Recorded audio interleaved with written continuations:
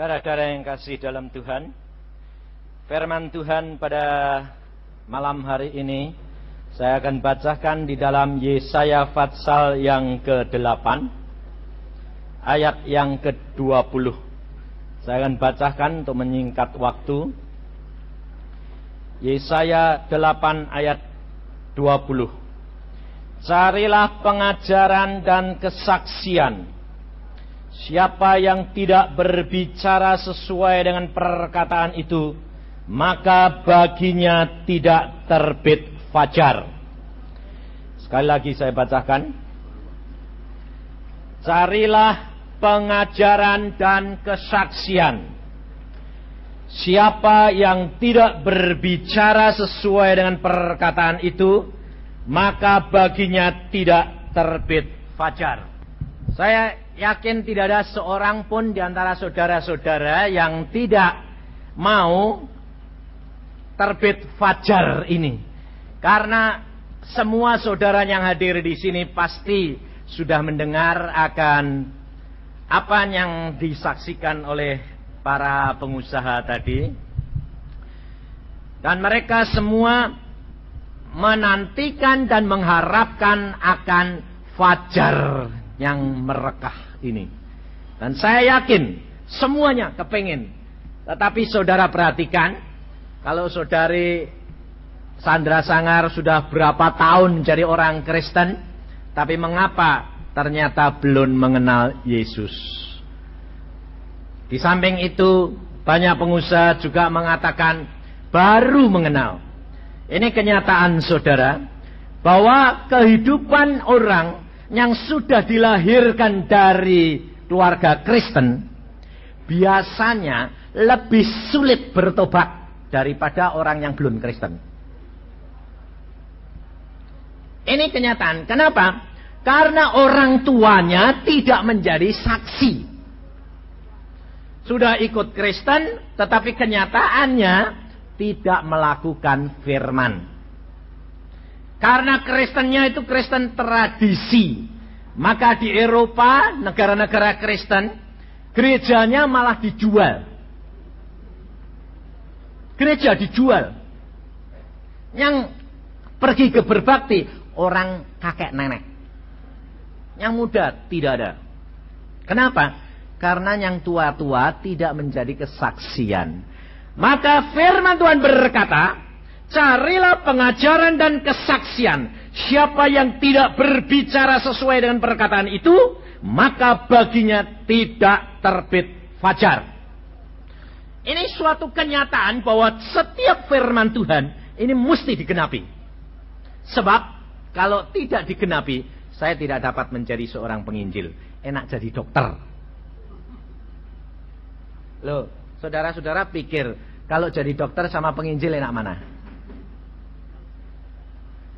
Saya sebagai seorang penginjil tidak mempunyai jemaat, tidak ada setiap bulan yang ngasih perpuluhan, persembahan, tidak ada.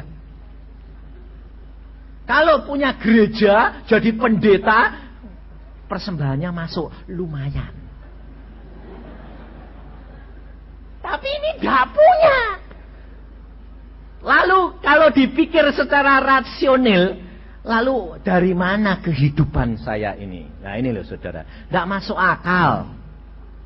Makanya Pak Talas tadi cerita penghasilanmu sekarang sebetulnya itu cerita tentang diri saya itu bukan dari saya saudara. Dia yang tanya karena dia ini ahli hukum pengacara biasa. Jadi selalu mesti tanyanya itu detail gitu loh. Suka ngorek-ngorek. Dan biasanya kalau ngorek-ngorek itu dulu jadi bumerang buat saudara. Tapi sekarang buat kemuliaan Allah. Ya dah, semua kalau kenal Pak Talas Sianturi itu dulu apa? Macan. Sekarang sudah dibikin ompong sama Yesus. Untuk kemuliaan dia. Ini saudara. Sebab firman Tuhan berkata, ya dah, kita makin kecil, Yesus makin besar ini. Maka dari itu, kalau kita perhatikan saudara, saya Dari umur 7 tahun sudah menjadi seorang Kristen. Ayah saya orang Kristen. Tetapi saya hampir tidak dapat menjadi orang Kristen karena melihat kehidupan orang Kristen. Karena orang Kristen tidak menjadi saksi, hanya teori. Kalau per minggu pergi ke gereja suci, hari Senin sampai Sabtu makan orang. Sampai rumah ribut, sampai rumah bicarain orang, sampai rumah yang dipikirkan bagaimana dapat untung besar. Tidak menjadi saksi. Dan saya mengatakan pada waktu kecil itu, saya tidak mau jadi orang Kristen. Saya akan menjadi seorang sarjana, saya akan menjadi seorang kaya raya. Yang penting uang. Loh, saudara ngakui enggak? Dulu ya gitu. Uang. Tapi kenyataan sekarang bagaimana? Punya apotek 6, enggak sembuh. Malah gudangnya penyakit. Ini kenyataan, betul enggak? Loh, karena apa? Karena kenyataan inilah yang membuat kita itu sadar. Jangan lalu saudara Pak Haji itu lalu sekarang sampai sekarang masih direktur apa tuh? Apotek. Lalu kalau sudah bertobat dia sembuh karena doa, apoteknya ditutup, bangkrut. Tidak, semua dibuat sarana. Untuk apa? Dipakai Tuhan untuk kemuliaan Dia. Ini loh saudara. Sebab saudara perhatikan, setan itu jahat atau baik? Jahat. Saudara sadar, jahat. Kira-kira kalau saudara atau setan bakal langsung dimusnahkan enggak? Ya dah, saudara selalu bilang, dalam nama Yesus, setan pergi. Karena saudara takut didekati setan. No? Loh, betul enggak? Kenyataan betul enggak? Takut enggak? Takut ah? Lah ya. Lalu latah. Saudara perhatiin, setan itu dipakai Allah. Untuk apa? Untuk menobatkan kamu. Sebab setan itu jahat. Kalau saudara itu tidak dijahati, tidak cari Yesus. Yesus tidak bisa jahat. Lalu dia lihat, setan ini punya sifat yang istimewa. Allah luar biasa, dapat mengubahkan segala perkara yang jahat menjadi baik. Saudara tahu? Sifat dan perangai saudara jahat seperti apa, Allah sanggup mengubahkan menjadi baru di dalam dia. Tetapi dua perkara yang menjadi masalah, yaitu pengajaran dan kesaksian. Ini masalahnya. Kenapa orang Kristen itu sudah ke gereja tapi tidak bertobat? Tidak mengenal Yesus. Karena dia hanya kenal pengajaran tapi tidak kenal kesaksian. Kesaksian artinya melakukan firman dan dia mengalami secara nyata. Maka saya katakan kekristenan bukan sekedar agama. Tetapi kekristenan adalah pengalaman pribadi seseorang dengan Allah. Kalau saudara tidak mengalami, rugi. Maka dari itu saudara perhatikan. Saya sendiri mengatakan, katakan sama Tuhan, Tuhan, aku tidak mau jadi orang Kristen. Orang Kristen munafik. Nyata, munafik. Kalau ketemu, baik ya. Puji Tuhan, puji Tuhan. Coba duitnya kantongnya ditipu 10 juta, nanti mukanya marah ndak, maki-maki ndak. Hatinya keluar semuanya, ngapa? Yang ada di dalam hati ini loh, keluar. Maka dari itu kalau saudara belum mengalami secara pribadi, rugi. Saya berani mengatakan karena apa? Saya yang alami. Jadi marah tapi setelah kenal Yesus secara pribadi, lain. Mau marah, ndak bisa. Aneh ndak? Loh ini fakta loh saudara. Siapa di antara saudara kalau saudara mengalami rugi bisa ketawa? Ndak ada dah? Ndak ada. Orang Kristen. Aneh. Waktu mobil saya itu di garasi didorong sama pembantu saya. Rencananya itu mau dicuci di luar karena apa? Karena kotor, dikencingi anjing rodanya, lalu pembantu perempuan saya itu didorong keluar mau disiram air. Saudara tahu, meluncur hek besi saya ketendang mobil itu, lalu buka, lalu sampai ke jalan besar. Karena apa? Waktu sudah meluncur, ditahan tidak kuat, dia orang desa. Pikirnya kalau dinaiki jadi berat, berhenti. Malah naik. Di kap mobil, gaya beratnya kan tambah meluncur, wong tambah berat. Langsung jebol keluar, ditabrak truk.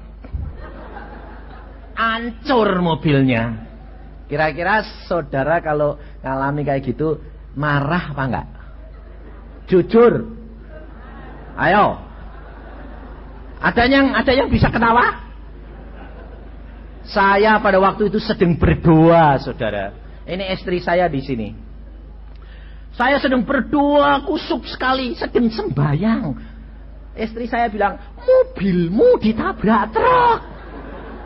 Lah, ini sembahyang sama telinga ini denger. Mobilmu ditabrak truk. Ini ngolah. Wong orang hidup kok, ya toh? Ini diolah. Mana mungkin wong mobilku di garasi. Apa truknya mlebu garasi? Lalu sembahyang terus, saya sembahyang terus. Teriaknya tambah keras. Mobilmu ditabrak truk. Dak kuat. Bangun saya keluar. Buka. Oh wah, kok bisa buka? Mungkin truknya masuk, pikir saya. Enggak, saya keluar, mobil saya pindah ke tempat tetangga jadi kertas. Ambiar semuanya. Saudara tahu, secara spontan sebetulnya saya marah enggak? Kalau marah itu lumrah enggak? Logis enggak? Hah? Logis. Kalau marah kena ujian itu marah, lulus enggak? Loh, orang Kristen ucapkan syukur dalam segala perkara. Loh, termasuk ditabrak enggak? Ucapkan syukur. Jadi marah apa ketawa? Nah, jadi saudara kalau marah lulus enggak? Hah? Nah, kalau kamu bilang logis, kalau marah, kalau kamu bakal marah, kamu bakal lulus enggak? Kalau enggak lulus, ngulangi enggak? Kalau enggak lulus, diuji terus sampai lulus. Saya pada waktu itu, tangan saya sudah naik. Biasanya kalau naik gini nih sudah. Loh, ya toh, ibu-ibu kalau sudah marah itu ininya naik enggak? Naik dah ya. Naik dah. Saya juga gitu. Tapi kok lucu, enggak bisa marah. Malah saya mesem ketawa sampai kok aneh ya. Sampai tukang becak yang kumpul semua bilang, "Loh, Pak." Sama malah dia lihat saya, "Loh, Pak, kok enggak marah?" Saya bilang, "Yang dimarahi siapa?" Itu Pak pembantu perempuan saya tuh gini. Karena apa? Takut luar biasa. Biasanya mesti out. Dan saya bawa ke bengkel 1,5 juta. Ini loh saudara. Tapi anehnya saya tidak bisa marah. Saya mengatakan, kok lucu ya. Mobil di garasi bisa keluar sendiri. Dan setirnya terkunci. Kok ndak miring-miring, kok lurus nabrak itu terus keluar tabrak truk-truknya lari lagi. Sampai itu mobil tuh muter 2 kali sampai pindah ke tetangga. Pada waktu itu saya berkata, oke lah ngambil kunci, saya bawa masuk lagi. Misih, karena yang kena itu bukan depannya tapi ekornya. Ambiar semua sudah kayak kertas. Tapi masih bisa jalan. Saya bawa masuk, saya tanya pembantu saya, kenapa bisa begitu? Maksud saya sih saya cuci Pak. Tapi kok meluncur? Saya bilang, kamu berdoa, belajar periksa diri. Pasti kamu sedang tidak beres. Dan dia memang belum anak Tuhan. Kalau engkau ikut kami anak Tuhan, engkau boleh lihat. Dia berkata, Saya kalau dulu ikut orang lain, Pak, sudah di out, dikeluarkan, dimaki, dipukulin. Tapi Bapak kok malah ndak marah? Saya bilang, kalau aku belum kenal Yesus, jangan harap. Tapi ada kuasa yang lain yang memampukan ini tidak dapat marah. Ada satu kuasa yang menahan untuk firman Tuhan berkata, ucapkan syukur. Lah saya ya sudah ketawa saja, ya sudah. Saya bilang enggak apa-apa. Enggak apa-apa. Terus diuji, aku ganti kamu mobil baru.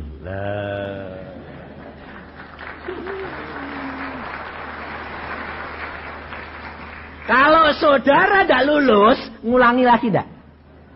Ruginya tambah banyak. Hidup kekristenan harus mengalami dan menjalankan firman, saudara. Ada dua perkara, yaitu satu pengajaran. Di mana pengajaran itu terdapat di mana? Di dalam Alkitab. Kita patut belajar akan firman Tuhan. Dan siapa yang akan mengajar kepada kita? Kata Tuhan Yesus sendiri berkata di dalam Yohanes pasal 14, saya bacakan, ayat 26. Tetapi penghibur yaitu Roh Kudus yang akan diutus oleh Bapa dalam namaku, dialah yang akan mengajarkan segala sesuatu kepadamu dan akan mengingatkan kamu akan semua yang telah kukatakan kepadamu. Roh Kudus ini yang mengajar kita. Roh Kudus ini yang akan mengingatkan kita apa yang Yesus katakan. Dan belajar, dibaca, orang anak belajar, itu harus membaca. Tapi kerap kali orang Kristen tidak mau membaca.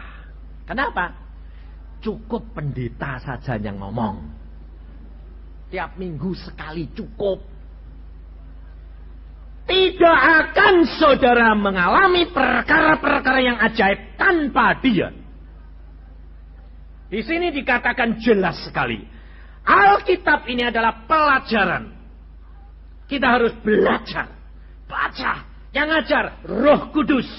Caranya bagaimana? Katakan terus terang. Tuhan, berikan aku belajar. Mengerti akan firman-Mu. Dia akan mengajar engkau. Caranya, engkau akan dibuat mengerti cara baca, ada penguraiannya sendiri. Hal ini saya katakan supaya saudara itu alami, praktekkan. Sebab kalau tidak, engkau rugi. Maka kerap kali saya katakan, orang yang baru bertobat lebih cepat daripada yang sudah dilahirkan dalam kekristenan. Karena yang sudah dilahirkan dalam kekristenan, biasanya mereka sudah merasa, aku sudah Kristen. Sudah cukup. Tetapi tidak mau belajar lagi. Kekristenan, agama Kristen tidak masuk. Tidak membawa kamu masuk surga. Tetapi Yesus sudah berkata, pelaku-pelaku firman yang masuk. Sebab dia berkata, apa gunanya engkau menyebut aku Tuhan, Tuhan, tetapi engkau tidak melakukan firman-Ku. Maka dari itu kekristenan harus mengalami pengajaran dan kesaksian. Di sini ada istri saya, saudara boleh tanya. Saya orangnya dulu model apa? Keras hati, diktator. Boleh tanya, kalau saya janji sama dia telat semenit, tinggal. Nah ya, kalau saya datang ke rumah dia tidak yang bukai, pernah sekali. Dia janji jam 5, saya jam 5 tepat tit. Jam saya tit, saya ketok, tok, tok, tok. Yang bukai neneknya. Langsung saya tanya, mana mak si Kiat? Dia bilang, oh kon suruh tunggu bentar. Maafkan, tinggal. Saya, ini orangnya di sini. Tetapi pada waktu dijamah oleh Tuhan, pada satu saat setelah 25 tahun menjadi orang Kristen. 25 tahun jadi orang Kristen. Saya sudah ngajar sekolah minggu, ketua pemuda, sudah khotbah. Tapi satu saat siang-siang, Yesus berkata langsung seperti orang begini. Hari ini baru engkau menjadi orang Kristen yang benar. Saya orangnya tidak bisa terima begitu saja, saudara. Saya bilang, ini suaramu apa suara siapa sih Tuhan? Saya cari tidak ada orang, suaranya kayak guruh, gede kayak gitu. Terus Tuhan bilang, aku sendiri yang berbicara. Langsung saya katakan, yang benar dong. Kurang ajar enggak? Saya katakan, yang benar dong Tuhan. 25 tahun jadi orang Kristen, aku sudah ngajar. Tuhan berkata, belum menjadi orang Kristen yang benar. Saya tanya, mengapa? Karena engkau tidak punya kasih. Buah roh. Pelaksana firman. Buktinya, saya bilang, terhadap istrimu aja galak kayak gitu. Lalu saya berkata, bagaimana caranya? Tuhan berkata, hari ini aku penuhi kamu dengan Roh Al-Kudus dan engkau akan berbuah lebat. Dan saudara tahu, diubahkan hati saya. Sejak itu, saya kalau ada apa-apa tanya, kalau engkau pendapatmu bagaimana? Dulu, no. Yes or no. Tidak ada masalah yang lain. Sekarang saya bilang, kamu bagaimana? Sampai dia melongok. Sejak kapan kamu tanya pendapatku? Hari ini. Lalu dia mengatakan, aduh doaku didengar Tuhan. Dan saudara tahu, diubahkan dari hari ke hari. Diubahkan luar biasa. Dan sekarang saya lebih sayang dia luar biasa.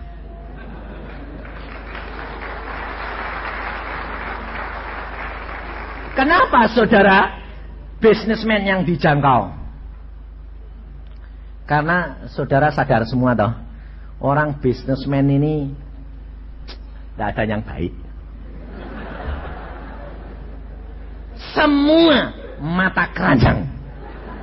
Jujur, kalau ngambil sekretaris, saya tanya, yang cantik atau yang jelek?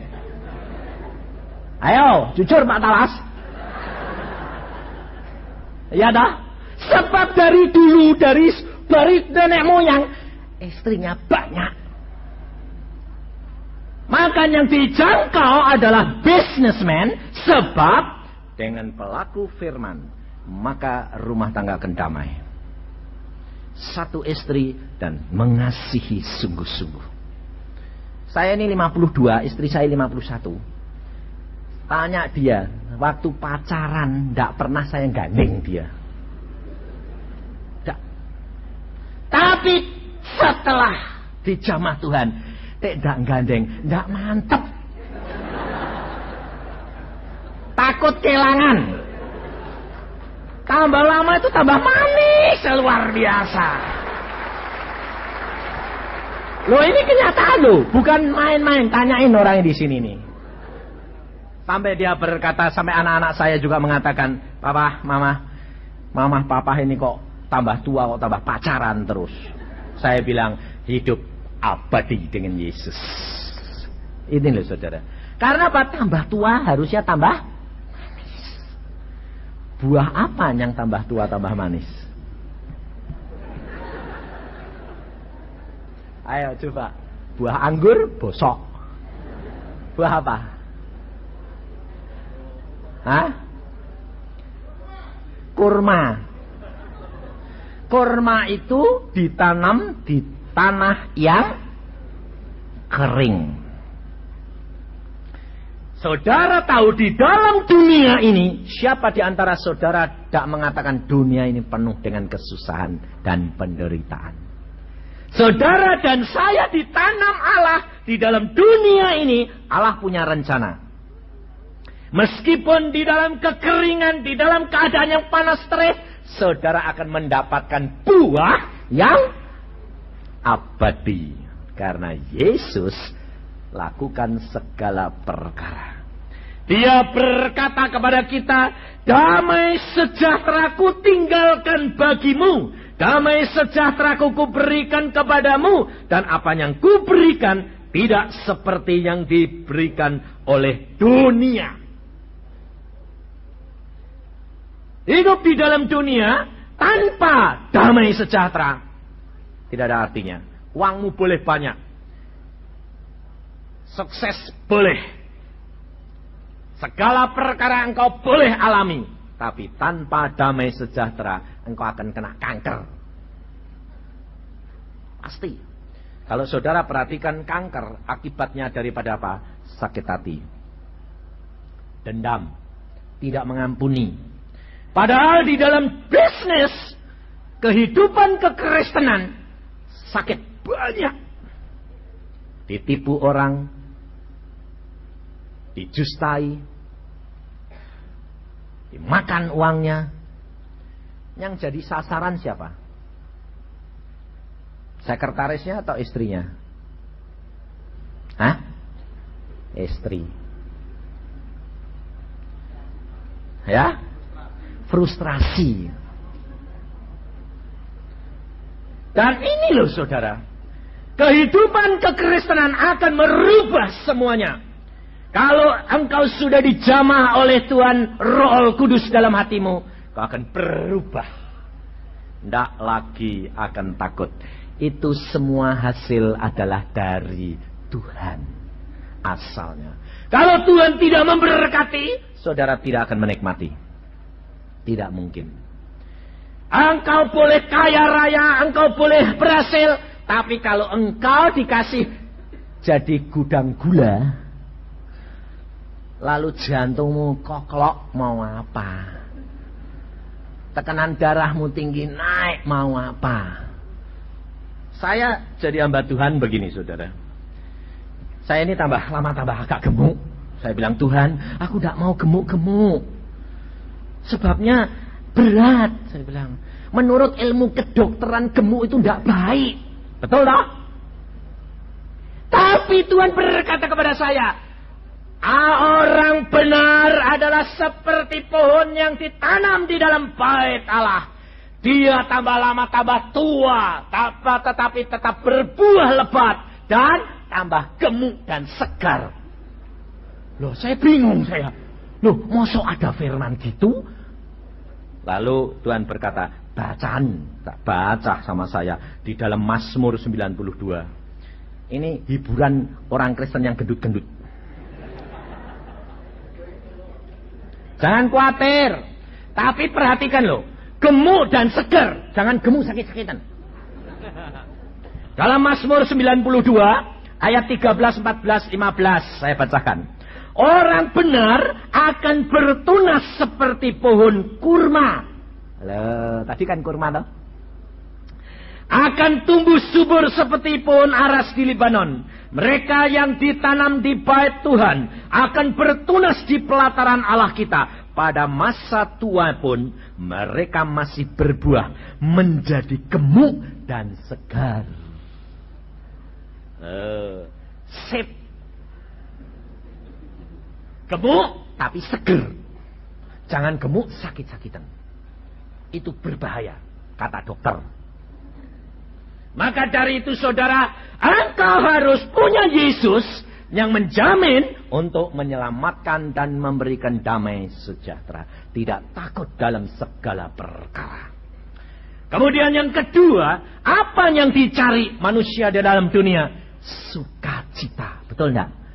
Kenapa ada night club? Kenapa ada steamboat? Pedagang-pedagang semua sudah biasa toh ya. Bisnismen ini bapak-bapak biasa. Saya dulu ya gitu. Tapi kenapa? Sebab cari kesukacitaan. Tapi Yesus berkata di dalam Yohanes 15 ayat yang ke-9, 10, 11. Seperti Bapa telah mengasihi aku, demikianlah juga aku telah mengasihi kamu. Jikalau tinggallah di dalam kasihku itu, jikalau kamu menuruti perintahku, kamu akan tinggal di dalam kasihku. Seperti aku menuruti perintah Bapakku dan tinggal di dalam kasihnya. Semuanya ini kukatakan kepadamu, supaya sukacitaku ada di dalam kamu, dan sukacitamu menjadi penuh. Kalau saudara menjadi pelaku firman, menuruti apa yang diajarkan oleh Yesus, saya jamin, karena saya ngalami, Yesus yang menjamin kita. Luar biasa, sukacita kita menjadi penuh, tidak pernah kurang, luar biasa. Hidup kekristenan ini adalah suatu pengalaman pribadi yang nyata. Maka dari itu saudara harus buktikan, baca, lakukan. Kalau tidak jadi, jangan jadi orang Kristen.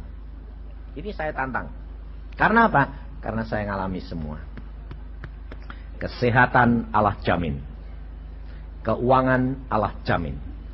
Kalau Allah tidak menjamin saudara dalam keuangan, kita harus periksa diri. Sedang diproses oleh Allah. Sedang digarap, belum selesai. Dan akan datang waktunya, mesti tiba. Jangan saudara kira bahwa saya tidak mengalami pemrosesan ini. Pada satu saat Tuhan berkata kepada saya, bahwa saya seperti satu pohon yang besar, dikasih lihat oleh Tuhan. Tuhan mengatakan gini, Yusa, lihat itu, ada pohon besar, rindang, buahnya banyak. Karena saya pulang dari Irian Barat, tugas di sana saya hidup makmur. Lalu Tuhan mengatakan, lihat itu. Lalu ditiup angin, buahnya rontok. Ditiup angin lagi, daunnya rontok. Ditiup angin lagi, kulitnya ngelupas. Sampai saya bilang, oh pohon itu gundul, mati, saya bilang. Lalu Tuhan bilang, tidak, karena akarnya dalam dan sampai ke sumber air hidup. Lalu saya tanya, siapa Tuhan pohon itu? Yusa. Saya. Jadi nanti saya ini habis-habisan. Ya. Kenapa? Karena Tuhan mau didik saya. Habis-habisan. Sampai saudara tahu, abonemen koran saja tidak bisa. Padahal saya seorang dokter. Makan itu dari hari ke hari. Satu saat saudara tahu apa yang terjadi. Anak saya masih 6-7 tahun sekolah. Dia dengar ibunya selalu berkata, "Pak, uangnya habis tuh, berasnya habis, Pak." Nanti kan praktek kan dapat, saya bilang. Ya. Mereka saya pulang dari praktek, mereka itu nunggu istri anak-anak. Saya pulang, harapan istri saya bilang apa? Wah, Tuhan mesti memberikan, Tuhan tidak pernah tidak menolong kami. Tapi saya datang, mereka tanya, "Pak, dapat, Pak?" 0. Hah? Tidak dapat uang, Pak, 1 sen. Karena Pak, hari itu ya lucu tuh. Pasien datang, tapi tidak ada yang bayar. Semua bilang, nanti kalau selesai ya dok, nanti kalau selesai ya dok. Tidak taunya dokternya ini butuh duit, butuh beras. Tapi saya berkata, jangan khawatir.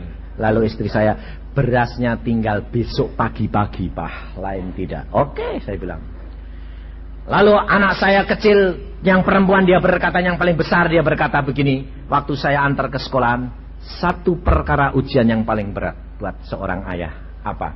Dia tanya, "Pak, nanti kalau pulang dari sekolah, Nik bisa makan?" Bayangin, saudara. Padahal saya tidak pernah mau utang.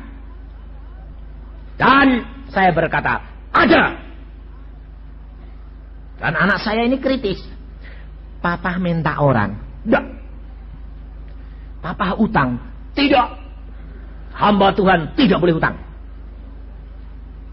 Papa dapat dari mana? Tidak tahu. Tapi percaya Allahmu sanggup lakukan segala perkara. Dari kecil anak saya didik.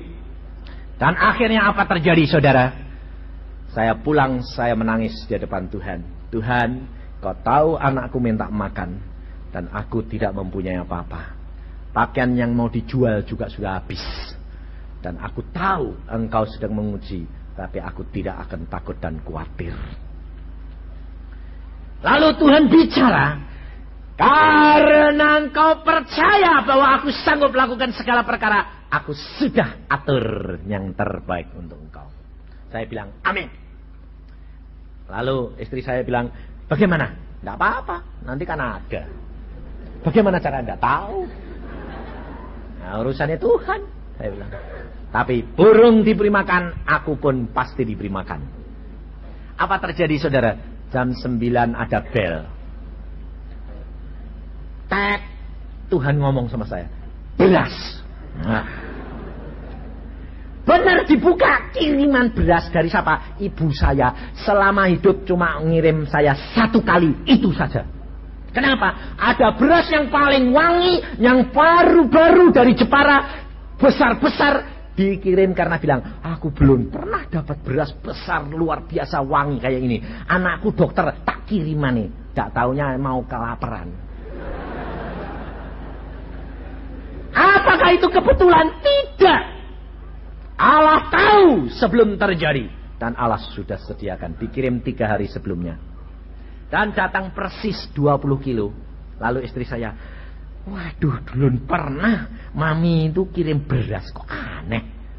Tulisannya, beras ini beras spesial. Lalu saya bilang, amin. Lalu istri saya bilang, lah ada beras, tak ada ikannya. Nanti kan lengkap, biarin. Saya bilang. Sebentar lagi bel lagi, tet. Apa? Ayam goreng. Lah. Dari siapa? Dari kakaknya istri saya di Semarang. Enggak 1, 2. Karena apa? Ngirim dokter kan sedikit malu. Banyak. Lalu saya bilang komplit sekarang. Wah, saya jemput anak saya. Dia bilang, Pak, pertama kali naik di atas skuter yang ditanya apa? Pak, ada nasi. Saya bilang, ada. Bagaimana? Nenekmu kirim. Wah, luar biasa Tuhan ya Pak. Ucapkan syukur. Dari kecil saya sudah didik, harap kepada Allahmu dan jangan harap kepada manusia. Saudara, satu perkara, kalau engkau percaya kepada siapa Yesus, saudara harus perhatikan ada 2 tokoh agama yang berbicara perkara Yesus. Satu adalah Gongju, yang kedua adalah Nabi besar Muhammad. Perhatiin saudara, tidak ada seorang pun tokoh-tokoh agama yang berbicara tokoh agama yang lain kecuali Yesus yang dibicarakan. Gongju, dia berkata begini, aku mengajarkan kepadamu tentang hal perbuatan baik, karena aku sendiri mencari kebenaran. Kalau aku bertemu dengan kebenaran, hari ini juga aku mau mati. Asalkan bisa ketemu. Tapi dia tidak ketemu. Nabi Muhammad berkata, Isa bin Maryam akan datang kembali untuk mengadili orang yang hidup dan yang mati. Yesus berkata, Bapa, aku telah memperkenalkan namamu kepada mereka. Coba saya akan bacakan supaya saudara tahu apa yang dikatakan oleh Tuhan Yesus. Yohanes 17 ayat 25-26. Ya Bapa yang adil, memang dunia tidak mengenal engkau. Perhatiin. Dunia tidak mengenal engkau, tetapi aku mengenal engkau, dan mereka ini tahu bahwa engkaulah yang telah mengutus aku, dan aku telah memberitahukan namamu kepada mereka, dan aku akan memberitahukannya, supaya kasih yang engkau berikan kepadaku ada di dalam mereka, dan aku di dalam mereka. Allahnya orang lain. Mereka Allahnya orang Israel. Pada waktu Musa diutus oleh Allah, Musa tanya, kalau orang Israel tanya, siapa yang mengutus engkau? Allahnya mana? Allah berkata, aku adalah aku yang mengutus aku. Punya nama enggak? Hah? Enggak. Tapi Allahnya orang lain punya nama enggak? Enggak. Semua bilang Allah, Allah, Allah, Allah, Allah, Allah, Allah. Allahnya orang Kristen punya nama enggak? punya. Yesus berkata, aku telah memberitahukan namamu. Loh, siapa namanya? Yesus. Karena Yesus berkata, aku dan Bapa adalah satu. Saudara kalau minta kepada orang lain, saudara bilang, aku minta kepada manusia, kepada Bapakku. Bapakku siapa? Ya Bapakku, ya Bapakku. Siapa namanya? Manusia. Yang mana? Tapi kalau saudara berkata, aku minta kepada Bapakku. Siapa Bapakku? Yesus. Punya nama? Iya. Maka Yesus berkata, jikalau engkau percaya di dalam namaku, apa saja yang kamu minta, aku berikan. Amin. Luar biasa Yesus. Dan itu saya alami. Maka semua kesehatan saudara tahu, saya kena serangan jantung 3 kali. Yang terakhir saya sudah meninggal. Yang pertama saya lumpuh total. Tanya istri saya. Dan Tuhan, saya berkata, terima kasih, ucapkan syukur dalam segala perkara. Istri saya bilang, loh apa yang diperbuat? Ucapkan syukur. Sakit luar biasa, saya bilang, terima kasih, mati untung karena firman Tuhan berkata. Lalu Yesus berkata, sembuh karena percayamu, sembuh. Yang kedua waktu khotbah, kena. Tuhan, aku mau mati di dalam pelayanan sekalipun tidak apa-apa. Tuhan bilang, kuat. Yang ketiga di Surabaya, sudah game. Percaya enggak? Makanya saya sudah bisa ngerasain bagaimana kalau jiwa itu keluar. Saya tahu persis. Karena apa? Karena jam 12 itu jantung. Saya bilang, gak bisa nafas. Wah, jantung. Saya bilang, Tuhan, jantung. Lalu Tuhan mengatakan, lihat jantungmu. Memang jantungku berhenti. Dipencet, cep, game. Keluar saya. Saya keluar, oh, Yusak wis mati. Terus saya nangadah ke atas, saya bilang, Tuhan, game, saya bilang. Tapi langit terbuka, saya lihat tahta Allah, dan dia berkata begini, jangan pergi ke sini, waktumu belum tiba, tugasmu belum selesai. Saya bilang, jantungku gak mau terima, aku sanggup melakukan segala perkara. Langsung dari sana itu dia cuma melempar 1 titik sinar, masuk ke jantung saya, terjadi ledakan. Masuk lagi sehat. Dan sembuh total dan tidak ada gejala apa-apa. Buktinya, ini loh saudara, kalau suami istri itu satu. Ini tanya istri saya, 5:30 intro call saya dari Bandung ke Surabaya. Kenapa? Dia tahu tadi malam ada kejadian sesuatu. Suaminya sudah berangkat. Dia tanya, intro call, kamu gak apa-apa?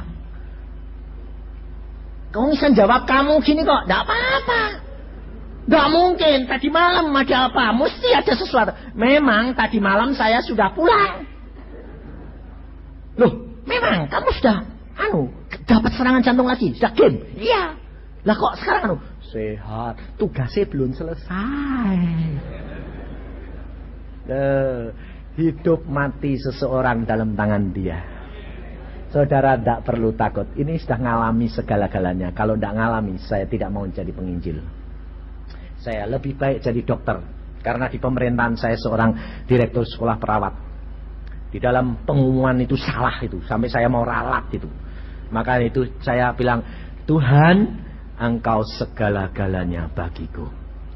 Kalau saudara mau membaca, belajar pengajaran ini dan saksi, artinya mengalami secara pribadi, engkau akan lihat hidupmu bukan engkau lagi, tetapi Kristus yang di dalam engkau. Hidupmu akan manis, rumah tanggamu akan damai, tidak takut-takut pulang kantor, tidak pernah takut ketahuan. Pasti. Sebabnya apa? Kadang-kadang baunya parfum lain. Tapi kalau kamu hidup di dalam Kristus, pulang tidak takut ngerangkul istri. Sebabnya apa? Sip. Betul toh? Tapi kalau engkau hidup dalam hidup yang lama, kalau datang kantor, masuk rumah, deg-degan. Jangan-jangan istrinya ngerangkul bau parfum yang lain. Repot. Nah, ya makanya kerap kali kalau orang yang belum dijamah Yesus datang kantor, biasanya mukanya ndak senyum-senyum. Kereng, angker, supaya istrinya tidak deket-deket. Loh, ini pengalaman. Faktornya itu. Tapi kalau engkau sudah di dalam Yesus Kristus, datang penuh senyum. Karena apa? Orang bener, tidak takut dilihat. Karena apa? Lah memang bener kok. Loh betul enggak?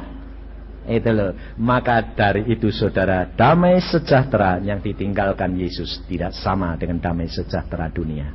Sukacita yang diberikan Yesus tidak sama dengan sukacita yang diberikan dunia. Di dalam Dia segala perkara kita dapatkan. Amin. Mari kita berdoa.